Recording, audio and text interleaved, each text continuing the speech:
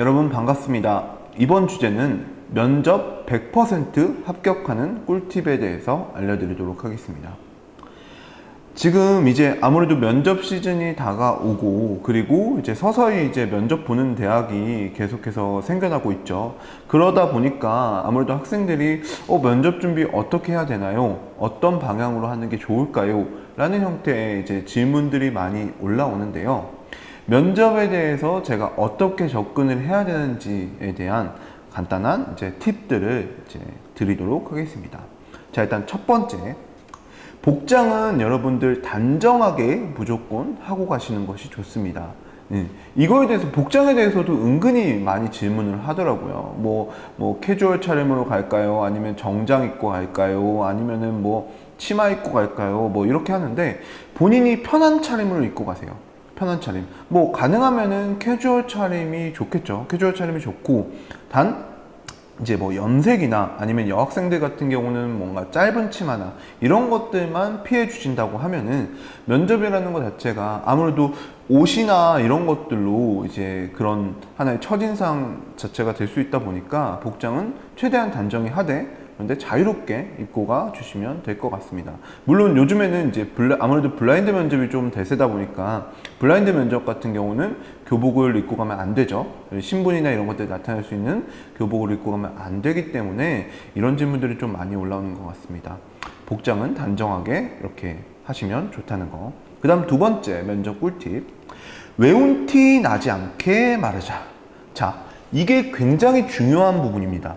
학생들이 대부분 면접에서 실수하는 것 중에 하나는 외운 티 나게끔 말해요. 쌤, 외운 티 나는 것과 외운 티 안 나는 거의 차이점이 뭐예요? 라고 물어보시면, 그건 여러분들이 한번 녹음해 보세요. 녹음해 보시면 누구나 다 알 수 있습니다. 자, 예를 들어서 친구들에게 말할 때 얘들아 뭐해? 이런 식으로 그냥 자연스럽게 말하잖아요. 그쵸? 그런데 외운 티 나게 하는 건 뭐예요? 얘들아 뭐해?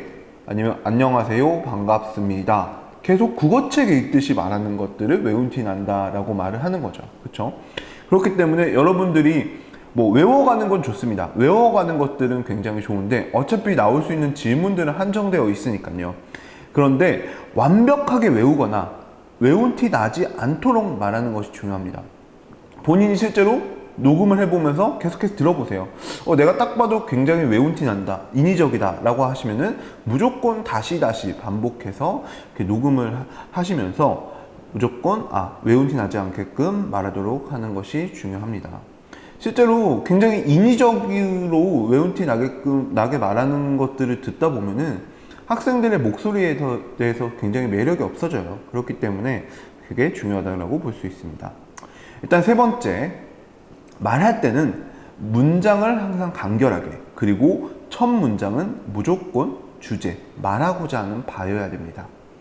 학생들이 대부분 좀 많이 실수하는 것들은 문장을 너무너무 길게 가져가요. 뭐뭐 했는데, 그래서, 그렇기 때문에 계속 이렇게 많이 가져가는데, 문장은 최대한 짧은 호흡인 것이 좋습니다. 그렇기 때문에 면접에 대해서도 좀 잘 문장을 짧은 호흡으로 가져가도록 준비를 하셔야겠죠.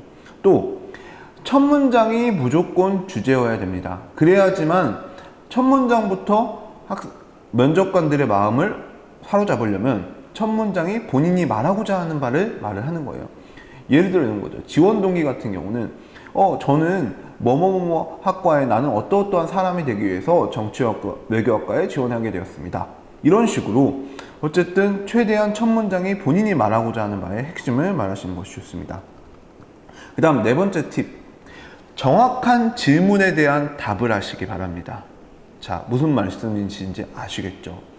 학생들이 대부분 보면은 외운 것들을 면접 상황에서 너무 긴장하기도 했고, 그리고 다 외운 것들이 머릿속에 박혀 있다 보니까 질문에 대해서 정확하게 답변하지 않고 답을 하는 경우가 많습니다. 자, 대표적인 예시를 하나 들어볼까요?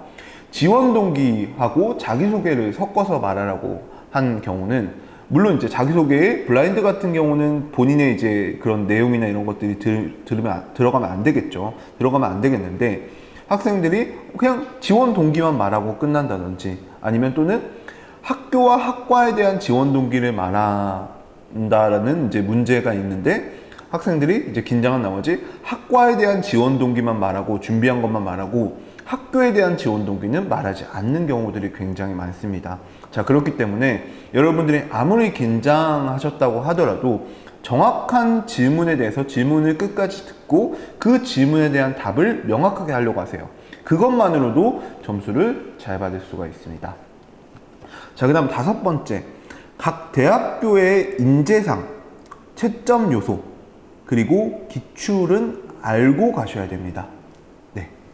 각 대학교의 인재상과 채점 요소나 기출 문제는 어디에 있냐라고 물어보시면 인재상과 채점 요소는 각 대학교의 입학처에 당연히 다 올라와져 있고요. 기출 문제 같은 경우는 요즘에 그런 뭔가 커뮤니티 사이트나 이런 것들만 들어가 보시면은 예전에 좀 기출 문제나 이런 것들이 선배들 기출 문제 뭐 후기 이런 식으로 해서 좀 올라가져 있어요. 그렇기 때문에 요즘에 뭐 소위 말해서 자료가 없어가지고 좀 공부를 못한다? 사실 이런 거는 말이 되지 않아요. 그래서 각 대학교의 인재상, 여기서는 인재상이 뭐지? 뭘 중시하지? 또는 여기서의 채점 요소, 얘네들이 전공을 중심으로 본다, 아니면 뭐 인성을 중심으로 본다, 아니면 뭐 어떤 A란 걸 중심으로 본다, 이런 것들, 그리고 최근에 어떤 내용의 형태가 나왔는지, 그리고 또 소위 말해서 이제 각 대학교마다의 지정 문제가 혹시나 있는지, 그리고 있다라고 하면 그것에 대해서 답은 내가 어떻게 달 수 있는지, 이런 것들에 대해서 정확하게 캐치하고 알고 가시면 됩니다. 그 다음 이제 6번째는 핵심 질문들, 우리가 흔히 말하는 무조건적으로 답변을 요구하는 질문들은 알고 가셔야 됩니다. 무슨 말씀인지 아시겠죠? 자, 대표적으로 어떤 질문이 있을까요? 지원 동기. 지원 동기라는 건 뭐예요? 학교와 학과에 대한 지원 동기겠죠. 그 다음 진로 계획과 학업 계획. 그쵸? 그 다음에 3번째, 학업에 대해서 노력한 과정이나 이런 것들을 말하라.